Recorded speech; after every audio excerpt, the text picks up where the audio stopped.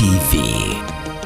Best friend wa fe emuteni yo ya dala gamba nti best friend wa emuteni yo ya dala nnyo. Tutandikidde Kampala naye tugenda mu ggwanga lyonna nga tugaba school fees wa mwaka mulamba. Twebaza Omukama okuba nti nno atuwadde omukisa guno ate ne MTN okuba nti esasulidde omwana fees ez'omwaka omulamba ebe tutikudde omugugu era kuba sente zo ziba nyingi nnyo. Sasula school fees ng'okozesa Momo onyiga *165*80# ng'osasula school fees w'omwana wo essomero nga liwangula school van naawe bw'oba kwegamba nga embeera ekukuttemu ng'ofuna school fees loan weewaawo.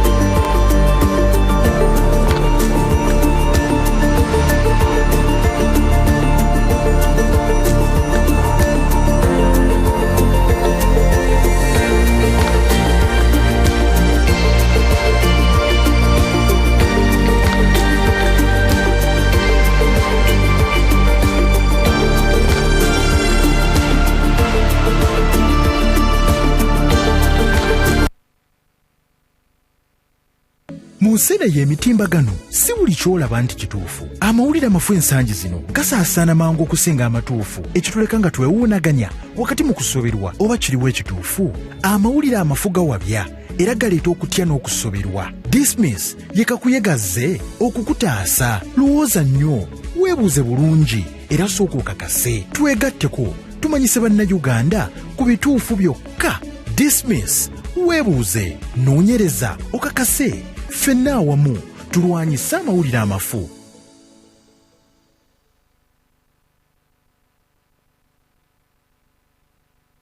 Best friend wa fe emuteni yo ya dala gamba nti best friend wa emuteni yo ya dala nnyo. Tutandikidde Kampala naye tugenda mu ggwanga lyonna nga tugaba school fees wa mwaka mulamba. Twebaza Omukama okuba nti nno atuwadde omukisa guno ate ne MTN okuba nti esasulidde omwana fees ez'omwaka omulamba ebe tutikudde omugugu era kuba sente zo ziba nyingi nnyo.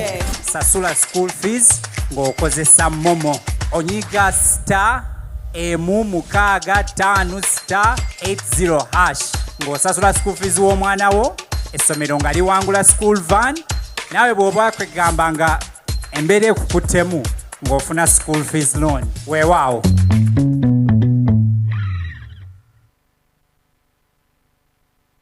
At Salam Charity, we believe every soul deserves a path with bright knowledge and guidance.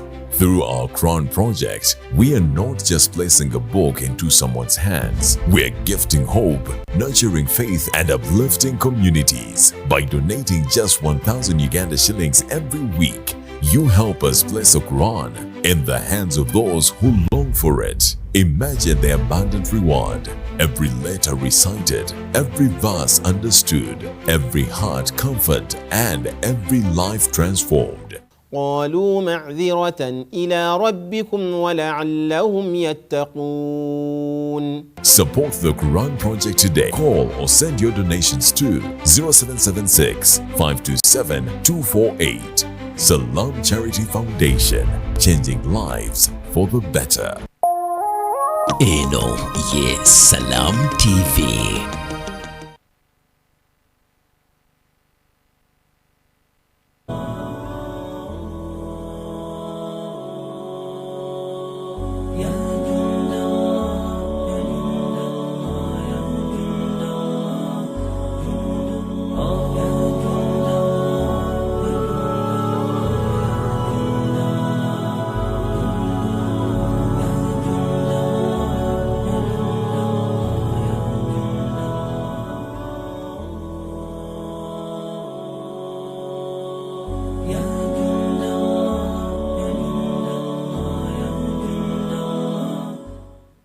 إن الحمد لله نحمده ونستعينه ونؤمن به ونتوكل عليه وأعوذ بالله من شرور أنفسنا ومن سيئات أعمالنا من يهده الله فلا مضل له ومن يضلله فلا هادي له أشهد أن لا إله إلا الله وحده لا شريك له وأشهد أن سيدنا ونبينا محمد صلى الله عليه وسلم عبده ورسوله فإن أصدق الحديث كتاب الله وخير الهدي هدي محمد صلى الله عليه وسلم وشر الأمور محدثاتها وكل محدثة بدعة وكل بدعة ضلالة وكل ضلالة في النار.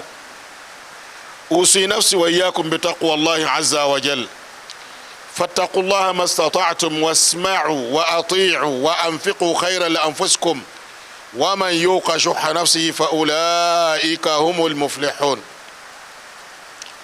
Abooluganda mutendereza Allah subhanahu wa ta'ala oyo yatutonda n'atuteeka ku nsi kuno nga tewaliiwo muntu n'omu mu ffe akoze kusaba. Okutendereza Allah subhanahu wa ta'ala kwa bwatteeka era kutukakatako. Kyova olaba nga Allah bwe yali atubuulira ku bantu okumutendereza yatuwaayo embeera etukakasa nti tetuteekeddwa kumuyisaamu maaso, tulina okufaayo. Yagamba nti ya ayyuhal insaanu ma gharraka birabbika alkarimi, owange gwe muntu gwe. Awo yali akoola buli omu ng'amukoola lulwe, omusajja, omukyala, omuvubuka, omukadde. Gwe bw'oba otudde awo omusajja gwe oba mukyala gwe ali eyo ng'otudde ma gharraka birabbika alkarimi, kiki oyinza okusinziirako mu bulamu bwo, mu maanyi go, mu magezi go, mu nnyambala yo, mu ndabika yo, nga bw'okikola kikuyambako okujeemera Allah. Ma gharraka birabbika alkarimi. Ekyo bwe kikulema okutegeererako manya bino, alladhi khalaqaka, ye yakutonda. Kati ddala nga Allah ye yakutonda gwe muntu gwe okitegedde nti mutonzi waye yakutonda, na okyasuubirayo ekikulowoozesa nti oyinza okusinziirako. Olaba taata wagamba nti nze nakuzaala n'okkakkana, naye Allah ye yakutonda n'atonda ne kitaawo. Alladhi khalaqaka, n'asaako ekyo nti fasawaaka, n'akwenkanyankanya. Teri atunuula waali wano kummwe n'abalala ffenna, oli kava e Kampala, oli kava e Ruddawa, awulira waali yatereera. Allah yamwekanyankanya. Fa'adalaka, n'akutereeza bulungi nnyo naawe owulira nga gw'oliwo. N'amala n'aga nti fi ayi surati ma shaa rakabak, eyo appearance, endabika, ekifaananyi ky'olimu ye yakisalawo n'akyagala n'akikuwa. Mw'osinzira ne weewaana n'ovumiramu abantu nti gundi mubi, mw'osinzira ne weewaana n'ovumiramu abantu nti gundi muwanvu, mw'osinzira ne weewaana nti oyo gundi mumpi, mw'osinzira ne weewaana nti oyo muddugavu, ate oyo mweru, oyo munene, oyo mutono. Ne fi ayi surati ma shaa rakabaka. Byonna ebyo nga bwe tubyogeddeko tolinaako choice n'emu. Allah yalinako choice. Yeye nyini ye yakutonda nakwenkanyakanya nakutereeza nakuwa endabika gy'olimu. Ebyo byokka bikumala bumaze okutegeera obwa amaanyi ga Allah n'obuyinza bwe. Nolwekyo tubanga twogera ku Allah wonna wobanga oli ng'omwogerako omutonzi wo omanya nga toteekeddwa mujeemera, omanya nga bye yalagira oteekeddwa bikola, kubanga fi ayi surati mashaa rakabaka. Abooluganda tuzizako okusaalira Nabbi Muhammadin sallallahu alaihi wasallam. Nabbi buli otumwogerako okumusaalira wonna wano wetuli newala yonna gyobanga oli musaalire nnyo, kubanga okusaalira Nabbi sallallahu alaihi wasallam gwofunamu. Yesi yafunamu gwofunamu. Bwogenda obugenzi mu aya ya Allah kugamba nti inna Allaha wa malaikatahu yusalluna ala nabi ya ayuha alladhina amanu sallu alayhi wa sallimu taslima.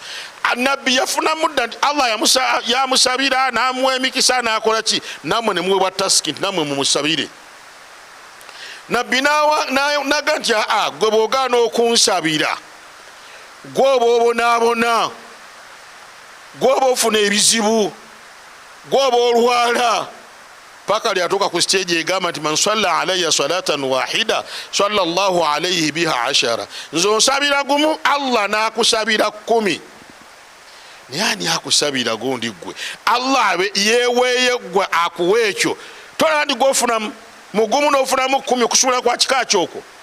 Nolwekyo wonna wowuliranga boogeredde ku Nabbi si wona oka masjidi wonna wobanga oli nagandi Muhammadun bwegandi sallallahu alayhi wasallam oba Allahumma salli wa sallim alayhi. Kati bwetwogera ku Nabbi oyo, Nabbi lwaki tumusabira tumwogerako? Tetumusabira nakubeera nti ali bubi, naye ayina ebyenjawulo. Ballaga risala, yatuusa obubaka. Mbakakasamu abali wano ekisulo wetuzze singa Nabbi teyatuusa obubaka ffe sitwalize. Tetulina kyali tuleese eno okujjako obubaka. Ate nammwe era temwali badde na bwetaavu bumanya oba butumanya, kubanga tewaliwo kibeetaagisa kutumanya. Naye obubaka Nabbi bweyatuusa ballaga risala, yatuukiriza obubaka Allah bwe yamuwa paka Allah lyatuuka omuteena n'agamba nti walau taqawwala alaina ba'd al-aqawili, singa yayogera byansimattu nga tiyatuusa bulungi n'ayogera ebitali bye namutuma la akhadhna minhu bilyamin, n'alibadde mujjawo mubufunze. Naye Nabbi yatuusa obubaka obutugatta ffe naawe n'abali luddawa mu nsi yonna ng'obubaka bwa nsonga emu. Olwaleero wano wetutudde bino ebigambo byenjogera ne banaaba babikutte ku TV ne binaaba birudda ne bagamba genda obiddemu obyogere buli mwajja kwogera bibye. Naye Nabbi Muhammadin sallallahu alayhi wasallam bye yayogera byebyo Allah bye yamutuma. Okubeera ndi omusajja afaayo bw'atyo tusaanidde okubeera nga tumuwa ekitiibwa. Wa adda al-amana, Nabbi yatuusa ebitereso. Abantu tukubagana ne bannaffe, tulina empalana, tulwanagana lwa kintu eki buli omu amazima tebalina. Naye Nabbi yalina amazima sallallahu alayhi wasallam. Amazima ago ge yalina musajja wattu awamu n'okuba nga si yali omugagga ennyo ekiyitiridde. Abagagga baaliko, abagagga baamwesiga, abaffe mwabeeno abagagga bamwe babeesiga. Ye lwaki tubuuza mwabeeno? Nammwe mubuuze kufa ab'e Kampala n'abavudde ludda wanawa baabagagga baabwe babeesiga. Naye omusajja abagagga baamwesiga n'obubaka n'abuwaddiza n'ebiteeso n'abibategeeza byonna. Wa nasaha al umma, n'abulira umma y'obusiraamu eno. Singa si kubulirira umma y'obusiraamu eno twalibadde babi nnyo. Olaba yatubulirira ng'ababi bakyalimu. Naye ate singa sallallahu alayhi wasallam teyatubulirira twalibadde tutya? Paka lyatuuka ova ku nsi kuno ng'atuukirizza. Oyo tulina okubeera nga tumusabira ebyo bitukwatako. Ekyokusatu, neekuutidde nammwe ne mbakuutira tutye Allah. Buli wobanga otudde wonna n'owulira nga bagamba ekigambo tutya Allah baba bakugamba ensonga bbiri, tekuliko yakusatu. Esooka bagamba nti manya Allah byayagala obikole nga bw'abyagala. Ensonga etuleese wano, abantu beeno mumanye Allah byayagala mubikole nga bw'abyagala. Buli lw'oyagala okumanya Allah byayagala olina okusoma. si byakujja bujja mu kkubo n'otambula n'ogamba nti bino Allah byayagala. Olina okusoma, olina okubiyiga, olina okubitegekera, olina okubifaako, obiseeko amaanyi. Yensonga etutambuza tugende tuyambe abantu mu kumanya Allah byayagala, tugende tuteeketeekera abantu mu kumanya Allah byayagala, twegatte nabo mu nteekateeka z'okumanya Allah byayagala, tutambule. Bwe tunaamala obimanya tubiteeke mu nkola, kibayita okutya Allah. Buli olya nga oli agambye ntya Allah, abaga ndi manya Allah byayagala ate biteeke mu nkola. Amakulu genda obisome, noonyawo obisomero obiyige. Ekyokubiri kwe kumanya byatayagala obiveeko, omanye byatayagala obireke, kwe bayita takwa, okutya Allah. Bino byonna byemuneetoololamu, muliwono tatya Mungu, simanyi gundi yankoze bwa tatya Mungu, ebyo byabatayagala. Omusajja oyo atya nnyo Mungu nga yakoze byayagala. Nolwekyo kitubaga ndi mutye Allah, kitubakuutidde. Abooluganda kyetwagala tufunemu mu dakiika ntono nnyo kiva mu hadithi ya Nabi Muhammad sallallahu alayhi wa sallam enyimpi. Nabbi yatugamba nti khairukum anfa'ukum linnas, omulungi mummwe yewe omugaso eri abantu. Bw'obanga oyagala okubeera omulungi noonya omugaso gwo gw'olina mu bantu, gw'okola mu bantu. Ekyo kiva mu makaago, kigenda mu famire yo mu kikakyo, kigenda ku kyalo kw'owangaalira, kigenda mu ggwanga mw'owangaalira, kigenda mu ddiini gy'osoma, kigenda mu bantu b'owangaaliramu. Litakuuna nafi'an linnas, obeere wa mugaso eri abantu. Olwaliro gwatudde wano weebuuze mugaso ki gwe wali okoledde eri abantu. Tebakugambye bantu ba kikaaki, wabula alina omugaso eri abantu. Mugaso ki olwaliro gwe gw'olina mu bantu? Weebuuze, ngenda kuba na mugaso oba sirina, ntandika ddi? Olwaliro lwotegedde tandika okubeera n'omugaso eri abantu.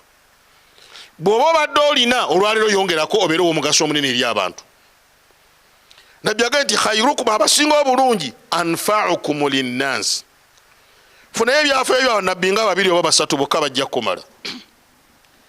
Nabbi Yusufu alayhi salatu wassalam, awamu n'okubanga yalina ebizibu bingi bye yabonaabonamu ne baganda be naki bye tutajja kugendamu, naye we yafunamu okutereera kwonna ng'omukulembeze ateredde awulira nti embeera eteredde, ensimbi zitandise okujja, ateredde awulira nti obukulembeze bunywedde, yagamba kabaka nti nze tommenya, nteeka awantu awa wamu ku sitoowa nga nze nkuuma sitoowa y'emmere nyamba abantu. Naye ng'amaze kubuulira kabaka bibaddeyo, emyaka eginajja bizibu ki ebijja okubaawo ng'emyaka gizze, enjala eneebeera etya, enfuna eneebeera etya, kabaka amaze kuloota naye amugaa nti nze nga njagala ogasa abantu, nteeka ku sitoowa y'emmere. Amakulu ngenda kuyamba abantu bano mbeere wa mugaso gye bali, tusobole okubatambuza tubayise mu njala, tusobole okubatambuza tubayite mu kizibu ekirala kyonna. Eyo ensonga esitula abantu be mulaba abasala mu TV, abasala mu charity, aba house of zaka, ne baga nti olwaleero ensonga etwetaagisa mutufuule abali mu sitoowa y'okulabirira oba y'okulongoosa ekifo mu kifo gundi oba ekisulo, abantu abo tubayise mu buzibu bw'okumanya Allah, bagoberere Allah. Khairukum anfa'ukum linnas. Nabbi Yusufu yali asobola okusaba sente, kuba olwaliro ffe tuli wano singa bakugamba olwaliro nti gundi oli kisulo naye kikye weetaaga, oga nti senga omusajja ennyama nanfunayo obuwumbi nga 3 nenzimba ennyumba yange nengulako n'akamotoka kange nensomesa abaana bange, nze ebyange biwedde, abantu obaleseewa, abantu omukitundu obaleseewa. Ne Yusufu bamubuuza, kabaka amugamba Yusufu kati kiki nkujja mu kkomera? Amugamba nti nze nteeka wali awa wagaba emmere, ntandika okugaba emmere, n'agabira ensi n'ensi emmere paka n'abooluganda lwe bajjanga ng'agibawa naye nga tebamanyi nti ye muganda waabwe. Gwe kiki ky'osuubira olwaleero wootudde wano ky'ogamba nti ogenda kubawa mugaso eri abantu b'oku kyalo kyo kuno, ky'ogamba nti ogenda kubawa mugaso eri abantu b'omu disitulikiti eno? Nolwekyo mbeegayiridde nnyo abooluganda, buli woosanga nga wali omugaso gwonna nga gugenda kugasa abantu, akatono koolina n'akanene koolina kakwata okaweerya omugaso ogwo. ojja kutuuka ekiseera weegombe maaso ga Allah ogambe nti laitahu kanat kathira, singa byali bingi bye nalina naye kana akatono kanako nga kazadde. Owokubiri ye nabbi Musa alayhi salatu wassalam. Nabbi Musa n'ebizibu byeyalina, omanyi lwaki kyenjagaddemu, abantu abasinga obungi bagaana okuyamba nga basinzira ku bizibu bye balowooza. Omanyi nze nina ebizibu bingi, naali badde sobola okuyamba omwana oyo mulekwa, naali badde muweerera, ne wallahi nange nina ebizibu binagwawo ddi. Atabirina yaani mu nsi, otuuka okuva mu nsi ng'ogabana bizibu. N'ebyo ebizibu kw'oba otoola akatono ddala ku nsonga gye mumanyi obulungi gye twagala okukola mu kitundu muno. Mwagala okugamba nti abasalamu charity, aba House of Zaka, abasalamu TV gye bayise nga bajja batambula teriyo balala. Nkiddala mu butuufu mwemwekamwe musaanidde naye nedda. Ebizibu tukkiriza tujje tubigabaneko n'abeeno. Enkya bw'owulira nga enkya tugabana ebizibu n'ab'e Karamojja, embeera nnyangu nnyo. Kubanga bagambye kwata essimu y'oweereze, gwe weereze Karamojja tofa ku linnya lyo. Nabbi Musa alayhi salatu wassalam n'ebizibu ebingi bye yalina nga n'okumuyigga bamuyigga ng'ali mu mbeera nzibu nnyo. Subhanallah. Musa kye yakola yali atambula asanga abantu abali ku luzzi. Oluzzi olulina ebizibu nti lwetaagako abanayambako bannaabo okusena. Kyetaaga kyalo okuŋŋaana bajjewo ejjinja basene ku mazzi abantu bagende. Musa atuula mu kati alabayo ababonaabona n'ebizibu ebingi ne gy'alaga tamanyiiyo. Golwaliro osanga omuntu akusaba nogamba nti oyo simanyi nakyamutuukako, yamanyi Katonda, yamanyize manyi Katonda laki yasalawo abeere bw'atyo. Oyagala kumala kumanya olyoka oyambe. Musa n'ajjawo ejjinja abantu ne basena amazzi. Fa asbaha nafi'an linnaasi, n'abeera wa mugaso eri abantu. Tuli olwaliro mulembe ng'abantu bawaddeyo ettaka lizimbweko amasomero, lizimbweko emizikiti, likolerweko byonna, naye buli ajja agamba oyo yamanyi. Yamanya n'ateekawo ekyo, mwe mukoze eki? Mubeere ba mugaso, tubeere ba mugaso eri abantu, ffe tujja okuba abantu abalungi. Ebya Nabi Muhammadin sallallahu alayhi wasallam saagala kubibagamba bingi nnyo yayambye abantu oba byeyamba abantu n'okutuusa n'olwaleero ebyafaayo bijja bibiraga. Neggwe olwaleero nawe weeweeyo, vaayo, lowooza. Okuyamba abantu kwe twogerako kuli mu bintu bingi nnyo. Kuli mu kusomesa okw'emirundi egiwerako osobola okukwata obukwasi n'ojja mu kiraasi n'osomesa. Bakadde baffe abaatukulembera rahmatullahi alayhim, Allah abasaasire, bagendanga mu kiraasi n'asomesa nga talina musaala gwafuna. Nkakasa nammwe mubimanyi wano abamu nti taata wa gundi oba taata wange oba jjajja wange yasomesanga bwereere. Nze ayogera nammwe olwaleero nasomesebwa bwereere. Ng'omusajja avayo naga nti ampeeredde ngende ensome. Olwaliro gwe naawe sooka otulye gye wava okusobola okutereera obeere wano, obeere omugaso eri abantu. N'olwekyo tugamba omugaso eri abantu, lema gulowoleza mu kimu. Osobola okusomesa ng'oyingidde mu kiraasi, osobola okusomesa ng'osasula omusomesa, osobola okusomesa ng'ozimba essomero, osobola okusomesa ng'ozimba omuzikiti, osobola okusomesa ng'okola okontributinga ku mbeera yonna esomesa omuntu, obeera wa mugaso eri abantu. Osobola okubeera nga gwe omugaso gwe eri abantu olina mmotoka ku kyalo, naye ng'abantu obatambuzaako n'obatwalako. Bana esente tezigenda kukoma, esente zisobola kukoma mbabuulira, naye manyaako nti obayambako n'obatwalako. Ako k'obatwalako ofuuse wa mugaso eri abantu. Bal n'okulagirira obulagirizi omuntu ekirungi gye kiri, oba wa mugaso eri abantu. Naye omusajja n'abeera ng'atambula mu kkubo n'akubuza n'agamba njagala genda gino nga simanyiiyo.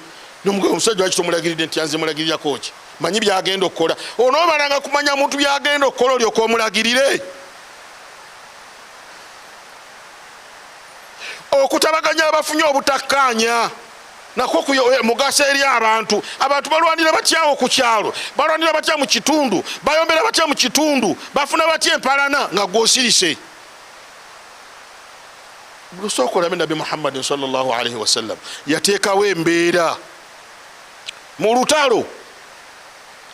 N'abaganda ne mugenda nti waliwo abantu ab'enkizo. Kino mukimanye olwaleero nti mwenna kuno kuliko abantu ab'enkizo, buli kitu kirina abantu ab'enkizo ab'enjawulo. Nabbi abagamba nti anayingira mu nnyumba ya Abu Sufyan ajja kuba ateredde. Kyokka ekyo kyokka okuŋŋaanya abantu n'obabeerawo mu biseera by'ebizibu n'obeera nabo oba ofuuse wa mugaso gye bali. Ate ekyo kyokka kireeta abantu okuwa ekitiibwa kuba Abu Sufyan nabbi yagamba ekigambo ekyo. Abu Sufyan yagamba nti bantegedde kati bamanyi wendi.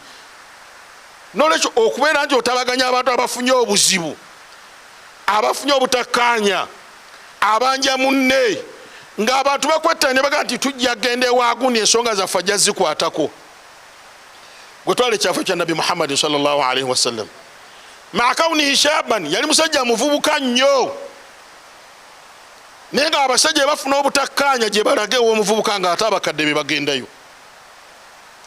Min al-gharib ne olwa tulina obuzibu nti ate abantu abagende ewaabakadde n'abakadde nabo bavaayo nga beyagudde, abagende ewabavubuka n'abavubuka bavaayo nga beetaagudde. N'obulwa ayinza okuyamba abantu ku kyalo okubatabaganya obutabaganya. Beerawo ku kyalo nga tonoonya mpeera mu bantu, tonoonya ssente. Olwaleero beero si baffe baafuuka kizibu. Olutwalayo omusango nga gasooka oteekewa n'empaabi. Ne bannange tuli ku ki? Abantu b'okukyalo twakulonda otuyambe, otutabaganye, otutereereza embeera, ate otujjako ssente nga ffe twakwerondera. Tuleke tusiime omulimu gwe tukuweeyo nga tusiimye busiimi. Niyo gandi gundi Bwana Kamadi ensonga zannemu okuyingira musaakutegeera bulungi. Nakulinda nga sikutegeera bulungi ebintu mugende mbimale. Oba kambayo ebbaluwa mugende ku poliisi. Kiyamaani. Oyagala mutegeero kya tomanyi waasula. Oyagala mutegede tomanyi bizibu bye. Bane tubeere nti okuyamba kye tuyita okuyamba omugaso gw'abantu, okutabaganya abantu. Okwewola obwewozi kwokka omuntu ng'ayagala kumuwola ssente. Okwo nakwo kuyamba anfa'uhum linnas, emigaso gy'olina mu bantu. Kkiriza owole ku bantu. N'obeera ku kyalo ng'ensi yonna ekumanya. Wallahi kambabuulire teri muntu alina ttima nga mwavu. Omuntu omwavu awalana n'ekitali kikye n'akikuwolaniramu. Bono baimamu babimanyi. Musulawo ne 13, 2, 15. Omunagala balidde ssente zaffe.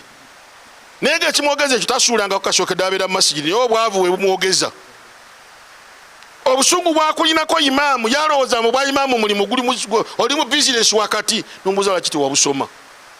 Waali busomye n'obutegere oba obuyita bwangu. Naye gw'alina ssente wola ku bantu abo. Naye osanga olwaleero mu nsi yaffe eno awola yanoonya baawola. Ekyo tekiriyo mu magezi. Ayeewola yalina okunoonya amuwola. Naye ensi yakyuse awola yanoonya baawola. Buli lwosanga nga awola yakunoonya dduka emisinde toddayo kuyimirirawo waali. Oyo tabeera muntu. Aba mubbi. Kubanga aba pulaninga ngeri gy'anaakubbamu. Era mugenda okutandika okukola endagano okumanya tabana mugaso nga muwandiika nguze. Olaba n'eno byatuuka mu byalo. Genda okulaba omusajja akati muwadde emitwalo gyange 25 anguzizza ente yakakadde agikuguza emitwalo 25 olunaku lw'okusasula bwe lutuuka n'adduka n'abula. Olubula n'akomaga nti ente wajinguza baluwa yino. Mubeere ba mugaso eri abantu. Kubanga ensi eno tugiriko naye tugivaako. Khairukum, abasinga obulungi, anfa'ukum linnaasi, alina emigaso eri abantu. Bino ebintu mbirabira mu kuziika abantu. Tufa kyekimu ogenda okulanga oli bamuzise 20 olaba bamuzise abantu 2,000. Noga gundi yakola ki nga bulijjo simanyi. Yafuuka ow'omugaso eri abantu. Mwenna nga bwe tuli wano olwaleero mu masjidi yaffe buli omu aveeyo nga wa mugaso eri abantu. Ne bw'onoolyaza amaanya, bw'onookosa abantu, bw'onooyisa obubi abantu togenda kubeera mulungi n'akamu wabula ogenda kubeera ng'oli muzibu nnyo. Nolwekyo abooluganda bye tulina okuyisizaamu abantu okubeera abalungi tebisobola kuggwayo bingi nnyo, naye mbawaddeko ebifaananyi ebitono ku byo. Buli omu asinziiremu ebyo agaziye akakase nti mu butuufu tuteekeddwa okubeera ab'omugaso eri abantu. Ekyo bwe kiba kikulembye noonya omugaso omutono ennyo, wakiri jangu oletenga amazzi ku masjidi wano era kale obeera eri ow'omugaso eri abantu. Oba waliwo agaleese gwe teeta obudomola ogayiwemu. Oba tulina project gye tutandise nga bwe tulowooza ogitandika gwe gamba nze nja kusomba ettaka, sirina ssente, nze nja kuyiwamu omusenyu, gwe gamba obeerenga ku mugaso okwo olinako. Temulaba hadithi ya Nabi Muhammadin sallallahu alaihi wasallam gyenjagala tumalize nayo. Nabi agamba man bana lillahi masjidan bana Allahu lahu baitan fil janna. Omuntu bw'azimba omuzikiti ku lwa Allah, Allah amuzimbira ennyumba mu jjanna, naye gwe oli kuzimba ddi gwe nange bwe tufaanana. Kati gwe kyoboba okyagala nga ennyumba ogyagala gwe kola ekintu eki, gwe laba bwe baguzimba twalawo bbulooka 10 gwe otambule ogende. Laba bwe baguzimba twalawo omusenyu guteekawo otambule ogende. Laba bwe baguzimba twalayo akasawo ka seminti, tonyega muntu kubanga azimba ennyumba mu jjana so ono gw'ogambye agenda okuzimba ennyumba mu jjana gyali waggulu ye yakulabye dda, n'enniya gy'ogiddemu agirabye. Waliwo omukyalo omu yagenda ku sayiti emuziniza Abawarabu abatuleetera emizikiti emingi. Mukazi wattu mukadde abagamba ne munzikirize ndeetayo bbulooka nga 8. Ne bamugamba mukulu Omuwarabu agwagala bwogu bw'omutaagalako omuntu mulala yenna. Kazi oluddako yakeera ku makya n'akwata akakutiya n'ateekamu amatafaali ge nga 8 10 n'ajja n'ayimirira awo. Bano abazimba bwe yalaba bonna batunudde eri n'agayiwawo bwe amapaapu atafaali yabaga kale mugagyeeko bamwagala n'atambula n'agenda. Ng'alaba tajja kufuna nnyumba mu jjana, alifuna ddi obudde obuzimba muzikiti omulamba? Tojja kufuna budde buzimba muzikiti mulamba ate oyagala ejjana, oyagala kuvuganya na mugagga.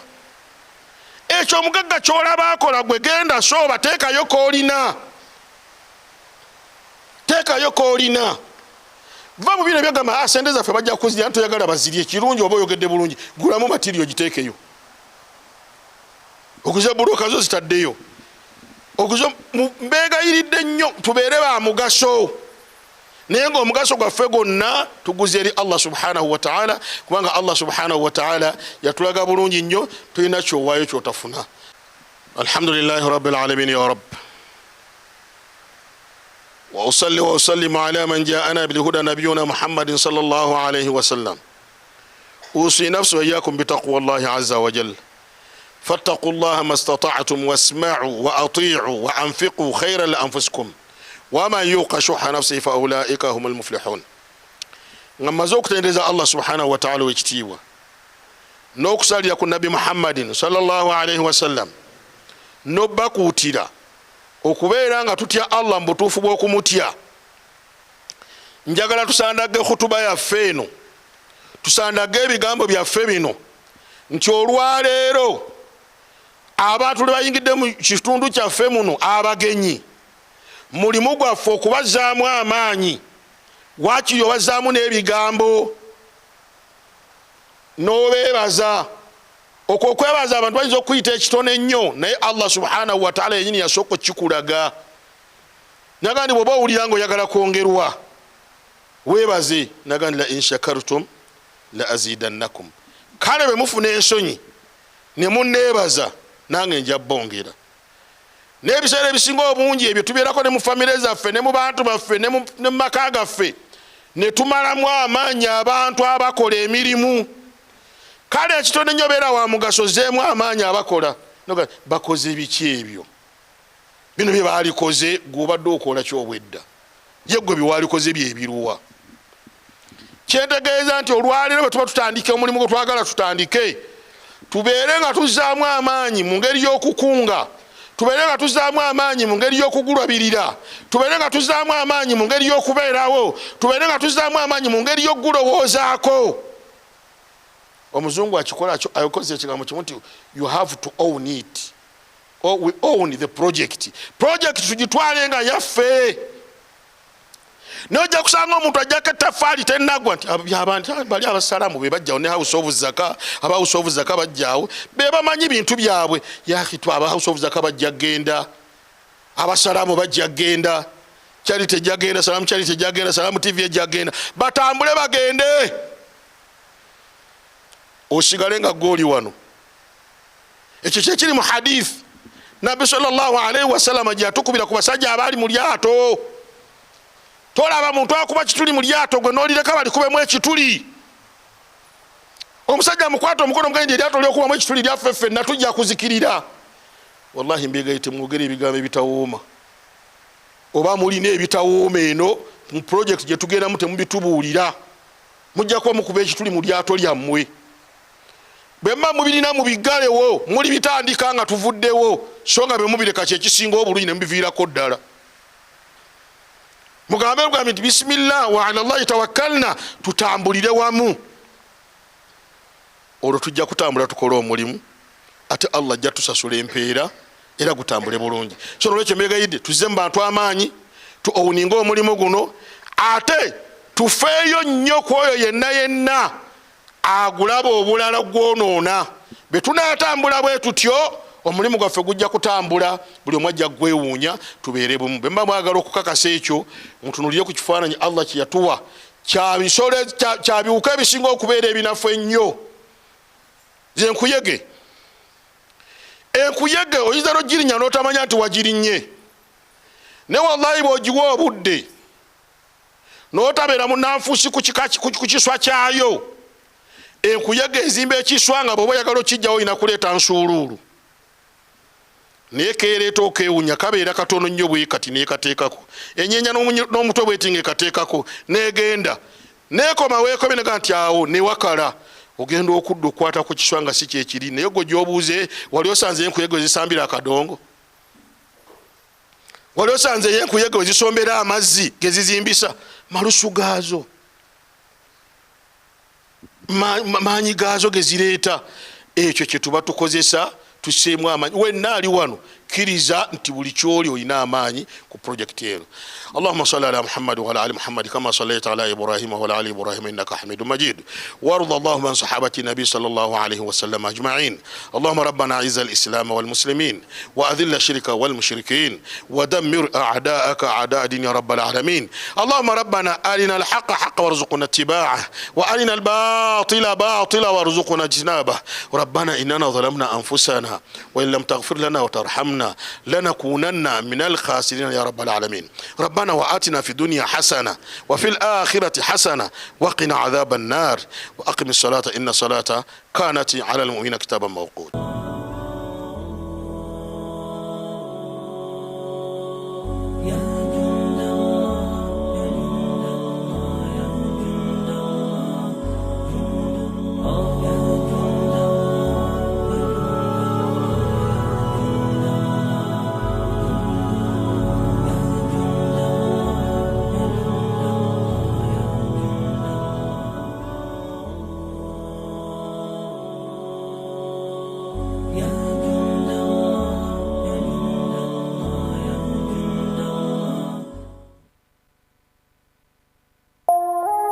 Eno ye Salam TV.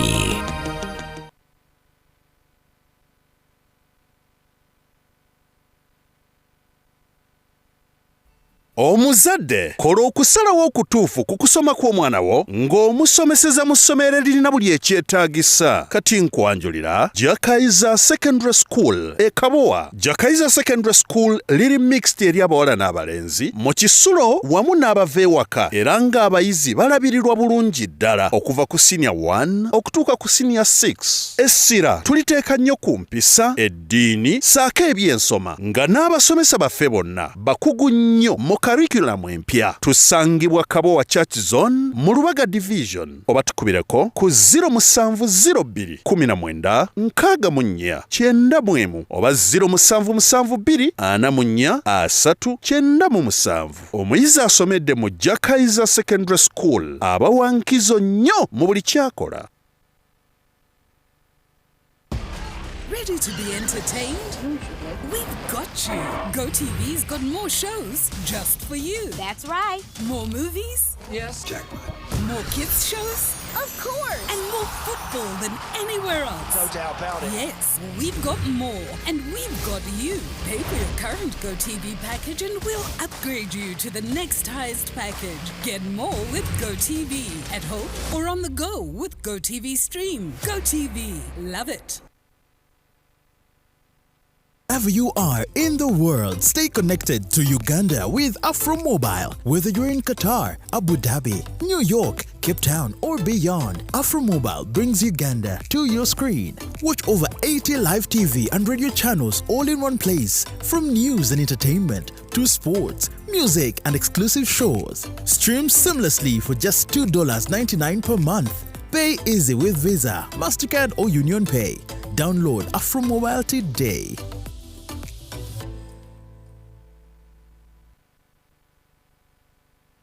Welcome to World Navi Uganda, your trusted getaway to Japanese cars. We deliver direct from Japan, cutting out middlemen to give you the best prices. Choose from thousands of inspected vehicles, sedans, SUVs, vans, trucks, even hybrids, and so much more, all with verified mileage and guaranteed quality. Enjoy transparent pricing, fast shipping, and after-sales support right here in Kampala. Visit us at Forest Mall Lugogo or explore online. Call 256-704-105-159 today. World Navi Uganda, driving excellence from Japan to your driveway. Eno ye Salam TV.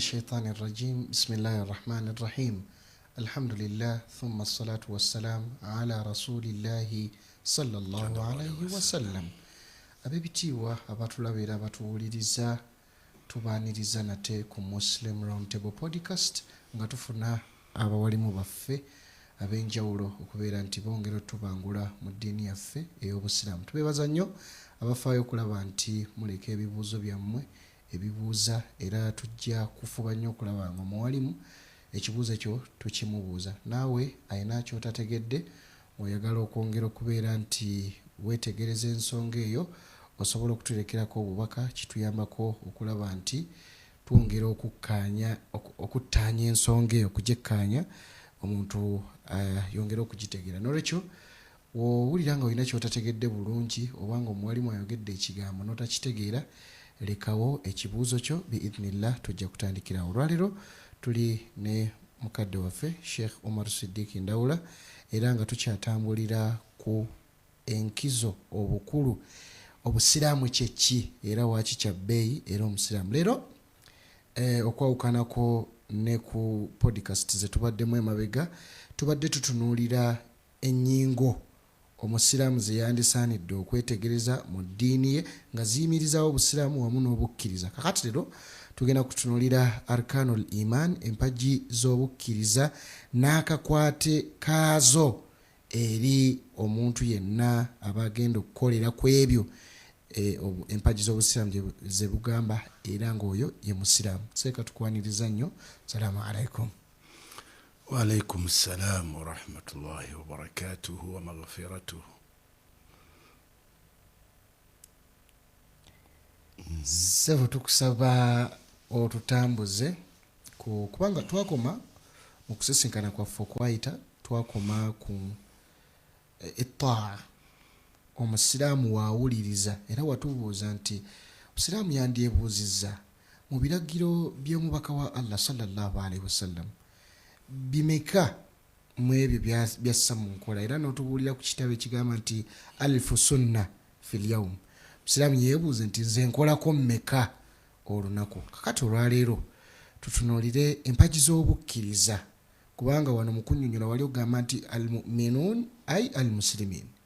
Kakati empagi z'obukkiriza zikwataganira wa n'oyo omuntu akolera ku busiraamu era omusiraamu bimukwatirako wa okutambulira ku mpagi z'obukkiriza? Bismillah, alhamdulillah, wassalatu wassalamu ala rasulillah sallallahu alayhi wa sallam wa ala alihi wa sahabatihi wa man wala. Bakadde baffe mwenna, bannyinaffe, baganda baffe, bamusaayi muto, abantu abakulu wamu n'abakadde, buli omu gy'osinziira okubeera nga otulaba ku Muslim Round Table podcast. Iweeri wano bwenjogerako mbanjiraba. Walilahi alhamdu wal minna. Mukkirize mbalamuseeko, mbabuuzeeko, teriyo kisinga kubagamba nti assalamu alaikum wa rahmatullahi wa barakatuhu wa maghfiratuhu. Wa alaikum assalam wa rahmatullahi wa barakatuhu wa maghfiratuhu. Twesiimye okuddamu ate okuwuliziganya nammwe nate. Obuvunaanyizibwa buno bano abakulu bwe basalawo tutunuulire, butyatukutte enteega n'entegetege, butulemezza, bukyatubuzizaako obwekyusizo. Era tukyakuba ttooki, tuli basiraamu ba ngeri ki? Era busiraamu ki obwo bwe tulina? Yeera bwebwo busiraamu ki obwo bwe tulina? Bwa ngeri ki? Ddala bwebwo. Yeera obusiraamu kye ki?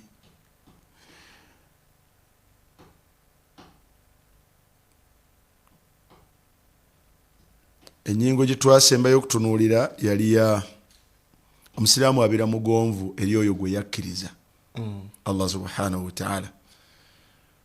Al-qabul, akkiriza okuva ku ye.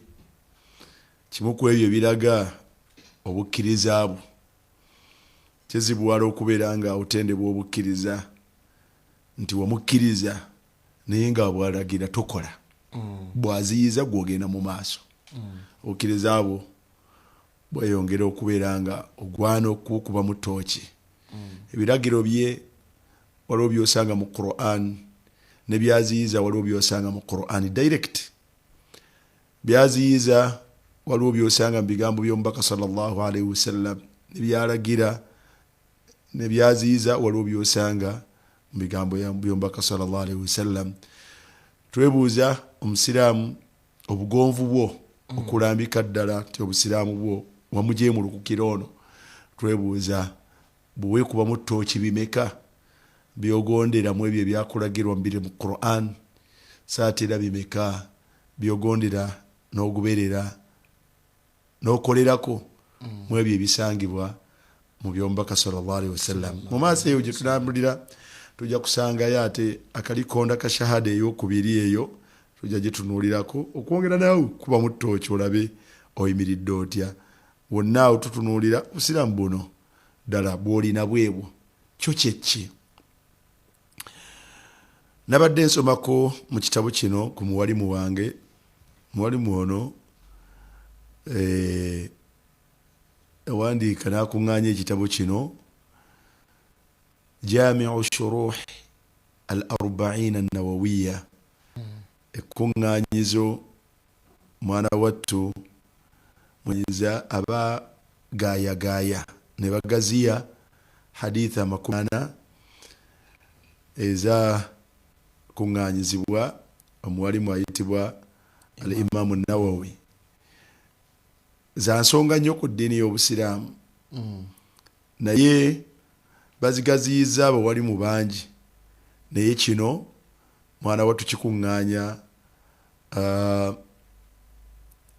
engaziya ez'abawalimu bano nga basatu.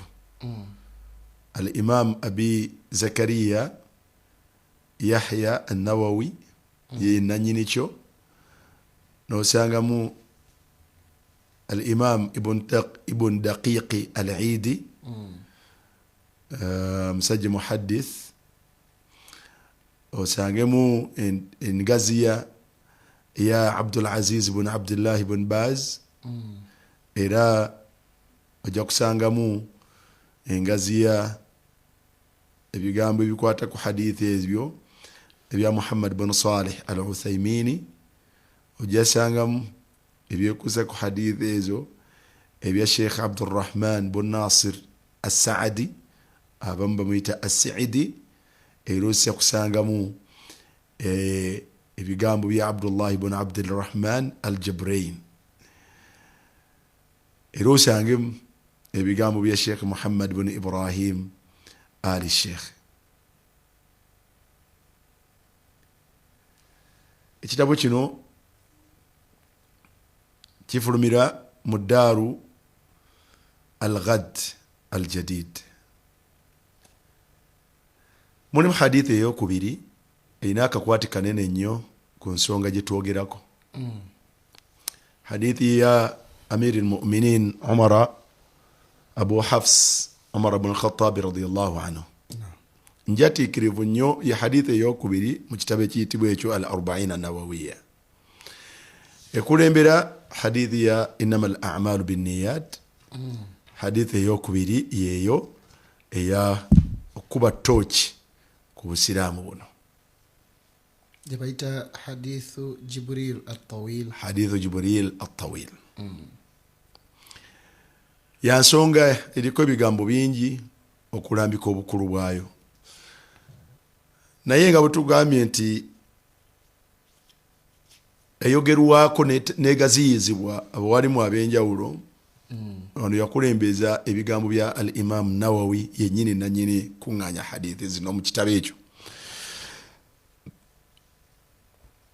Umar ibn Khattab sijja kubalwisaayo bw'anyumya hadithi eno alaga nti baali we batudde nga we batudde waliwo omubaka sallallahu alaihi wasallama olunaku lumu ne bajjirwa ne beeyolekerwa ne bajjibwa gye bali omusajja gwe yatenda n'ebitendo bye. Mu bitendo ebyo yali muyitirivu wa ngoye njeru. Ngero ze zaali njeru pure white sparkling. Buli kigambo nno ono kirina amakulu ge tutasobola kubeera nga tugenda kugazigasiya. Nga enviiri ze mwana wattu nzirugavu ddala, nzirugavu black tibitibi. Ekyewuunyisa obubonero obwo nga bw'omulaba omuntu ng'engoye ze bw'oziraba ddala njeru nga n'enviiri ze ddala nzirugavu, ekyewuunyisa nga talabibwako bubonero bwa lugendo. Yensonga lwaki enviiri ze zikyali mu mbeera. Singa abaddeko olugendo ati lisi yandibaddeko enfuufu. Omuntu ave ssente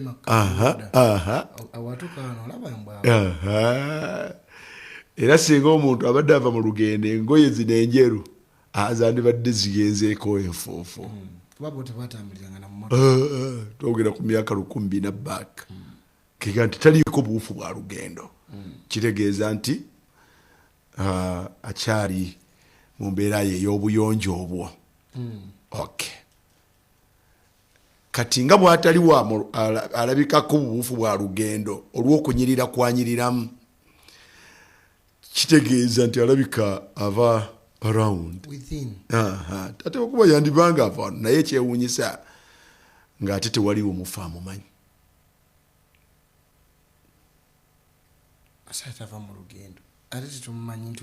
Taliiko buufu bwa lugendo, toyinza ga nti avudde bweru. Abaffe mmwe ab'omu kitundu ono mugenyiwa yagenyiwaddewo wawano waliwo amanyi ti mulirwanaawo baki ffenna baaliwo nga tewaliwo amumanyi.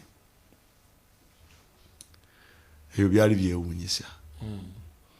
Bwe yajja okutuula yatuula wali nabbi sallallahu alaihi wasallam, n'engeri gye yatuula waali yali yanjawulomu kuba yafuba okulaba nga amaviivi ge agagombaganya n'agagattaganya n'ag'omubaka sallallahu alaihi wasallam. Yafuba okulaba yamutuula that close okutuuka okubeera nti amaviivi ge gakoonagana n'ag'omubaka sallallahu alaihi wasallam. Teyakoma ku ekyo, yafuba okulaba ng'ebibatu bye yabiteeka ku bisambi by'omubaka sallallahu alaihi wasallam. That closeness.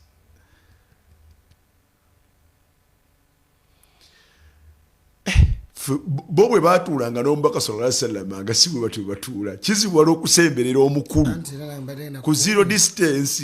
Zero distance ate n'okwata ebingalozo n'oziteeka ku muntu. Naye nga gwasemberera okutuuka ku ekyo, ekitiibwa ekimuweebwa abamu tebasobolanga namutunuulira mukazaako maaso, era abamu tebasobola mukutendera bitendo bye okujjako abatono. Olw'ekitiibwa kye baamuwanga n'okumusukkulumya kubo. Ebyo byonna ng'obirese wali, bwe yatandika okwogeraganya naye, engeri gye yayogeraganya naye yali yanjawulo. Kuba n'okumuyita obuyisi yamuyita linnya lye. Kubanga waqaala ya Muhammadu, amuyise erinnya ekkalu, amuyise linnya lye plain. Tamuyise mubaka wa Allah, tamuyise. Eyo embeera yamanyibwanga mu bantu bavudde ebbali abatamanyi nnyo ono beeyisa batya naye, kubanga eneeyisa ey'okwogeraganya n'omubaka yalimu ey'enjawulo. Yalingamu oluusi okusooka okubaako nekyosaddaaka, faqaddimu bayna yaday najwaakum sadaqa. Yabeerangamu la tarfa'u aswaatakum fawqa sawti nnabiy wala tajharu lahu bilqawli kajahri ba'dikum li ba'd.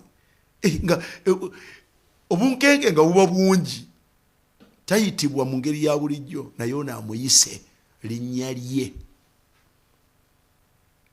Ebiri awo ebyo kebyo okutuuka awo biwanvu, tetuyinza kubigaaya mu programu ono. Naye teweerabira mwe yamubuuza, mwalimu ebibuuzo bibiri. Yamubuuza nti akhbirni anil islaami, baako nekyombuulira ku bikwatagana ku busiraamu briefly. Mungeri enfunda gwekisala amagezi obeerenga onnyinyonnyola obusiraamu mu bufunze mbumanye. Bwe yamala okubumunnyonnyola, bye yamunnyonnyola, aye n'amubuuza nti ayinaawo bye yazzaako. Kubanga bwe yamala omunnyonnyola, qaala sadaqta. Yakomentinga, yateeka komenti ku ansa y'omubaka, namuga nti sadaqta, yogedde mazima.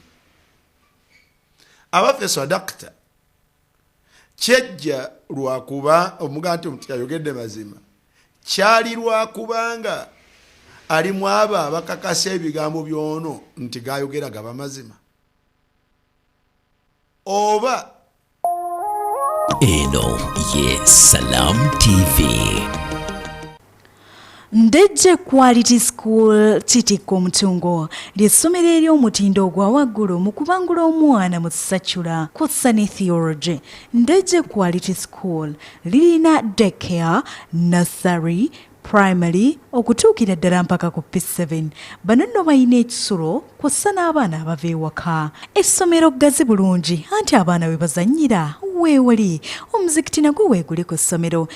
Ebyensula bya mulembe ddala anti n'abasomesa abatendeke tubayina.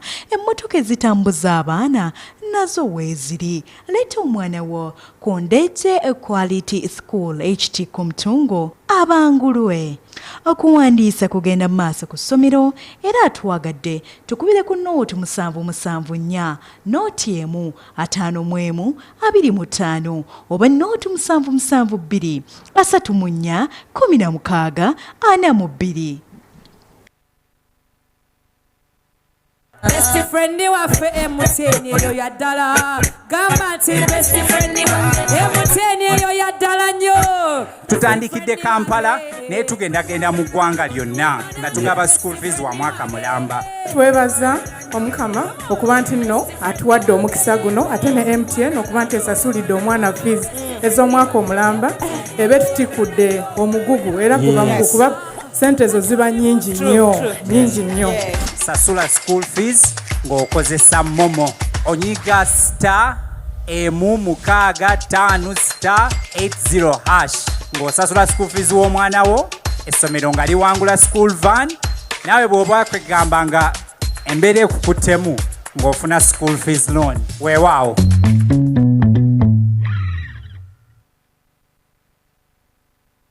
Wherever you are in the world, stay connected to Uganda with Afro Mobile. Whether you're in Qatar, Abu Dhabi, New York, Cape Town, or beyond, Afro Mobile brings Uganda to your screen. Watch over 80 live TV and radio channels all in one place, from news and entertainment to sports, music, and exclusive shows. Stream seamlessly for just $2.99 per month. Pay easy with Visa, MasterCard, or Union Pay. Download Afro Mobile today.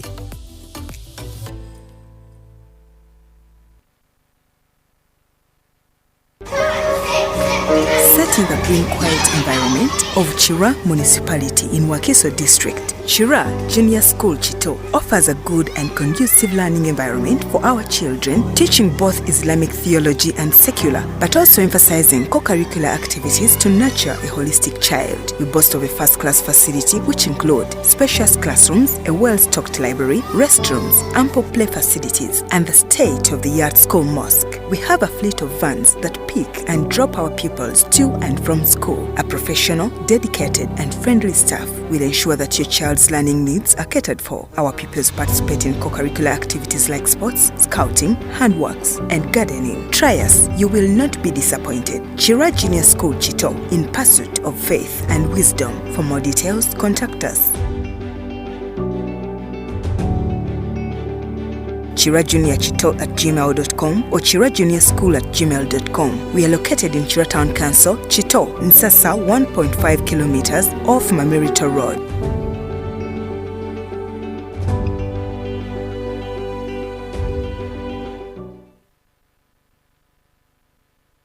We're kicking your year off in all her glory with more because we've got you.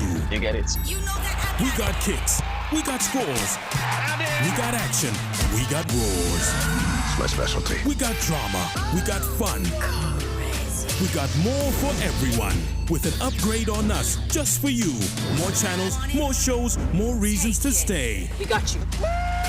DSTV, we got you all the way.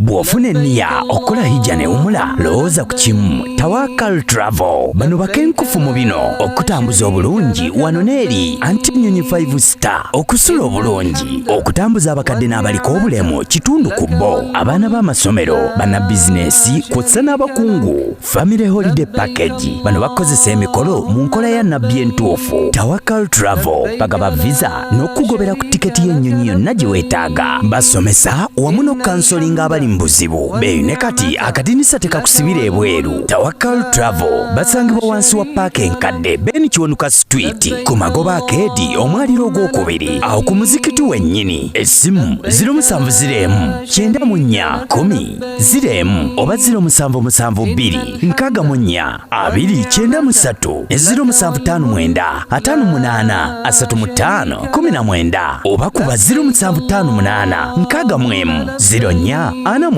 Mwali Mayambala, Dr. Chikambi, Seka Sebaggala ne Dr. Uzaima. Tawakal Travel abo bibana bamwe. Eno ye Salam TV. Olw'obukulu lw'ebyengera yayitirizanga nnyo mukama waffe Nabbi Muhammad sallallahu alaihi wasallam buli yalabanga ekirungi Allah kyamuwadde yasomanga edduwa egamba nti Allahumma inni a'udhu bika min zawali ni'matik. Ayi Mukama Katonda nkusaba onkingirize ontaase oleme kunzijjako byengera byompadde.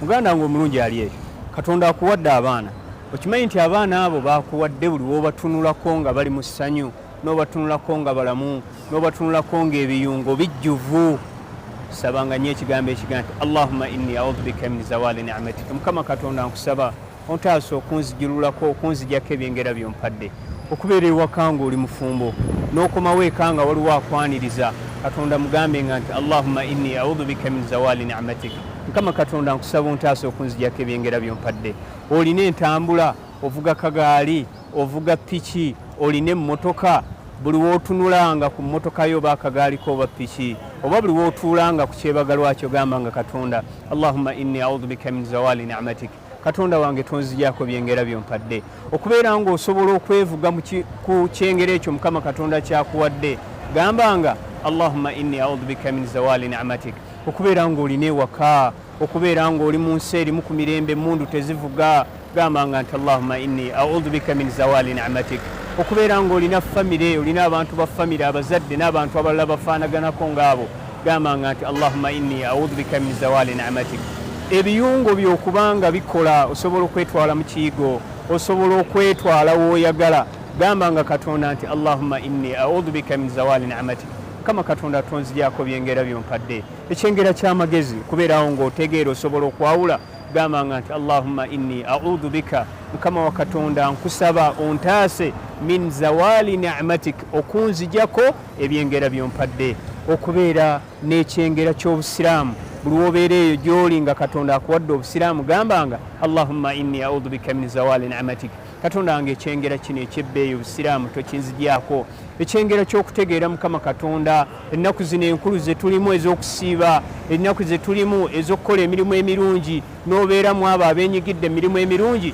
katonda mugambe nga nti allahumma inni audhu bika min zawali ni'matik mukama katonda nkusaba oleme kunzijako byengera byompadde n'ebyengera ebirala byonna buli kirungi kyolabanga nga kikusanyusa toyagala katonda akikuggyeko mungu mugambe nga mu lulimi lw'osinga okutegeera ti katonda wange nkusaba ekyengera kyompadde oleme kukinzijako labayo ekyengera ky'omukka guno gwe tussa ogw'obwereere gwe tolaba abantu bangi bali mu ggugula muwalana babateekako muteeka abamu batambulira mu mmotoka nga balina masiki bazibataddeko ez'omukka gw'okusigeni gwe bagula essente empitirivu naye ffe tugulina nga gwa bwereere buli woolabanga ekyo kyakirina katonda mwebaza omugaye nti allahumma inni mukama katonda nsaba ontaase onkuumira ebyengera byompadde salaamu alaikum warahmatullahi wabarakatuh.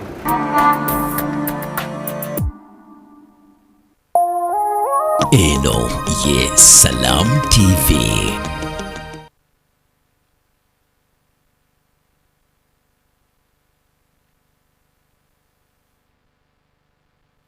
kwali kubeera nti ono ansa abadde agimanyi etuukaganye n'eyo gy'abadde amanyi which is which ekituufu kyekiriwa gw'obuuzizza tewangibulira ku busiraamu ekisinga okubeera nga yatabadaru ila dhihini ekisinga okubeera nga kyanguwa omuntu okufuna mu bwongo nti w'obuuliza oba tomanyi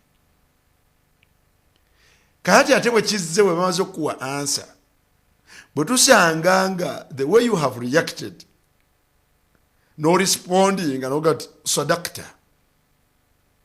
oyogedde mazima abaffe lwakubanga okkiririza muono nti gayogera gaba mazima oba oyongera kukakasa nti kyomanyi kyekituufu oba lwakubanga byayogedde bituukaganye n'ebyo by'omanyi noga nti ddala bwekityo bwe kiri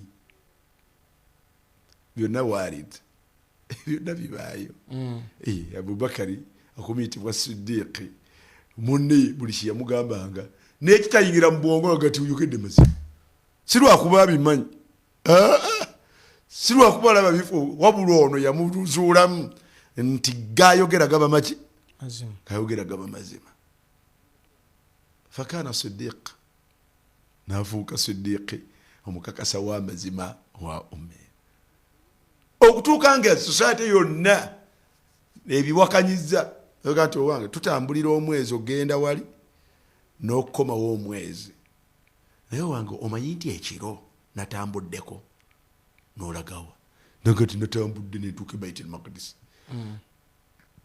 naye olowooza nakomyawo aye navuddewo nenninnya linnya nengenda wa muggulu